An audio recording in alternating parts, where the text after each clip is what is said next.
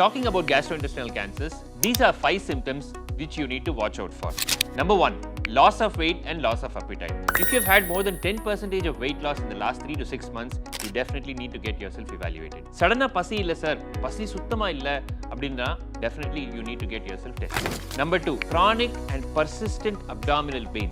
வயிறு வலி இருந்துட்டே இருக்கு சார், வயிறு பின் முதுகுக்கு பரவிட்டு இருக்கு கொஞ்ச நாளா, நான் அதுக்கு மாத்திரை சாப்பிட்டுட்டே இருக்கேன் அப்படினா கண்டிப்பா go and get yourself tested. Number 3, blood in your stools.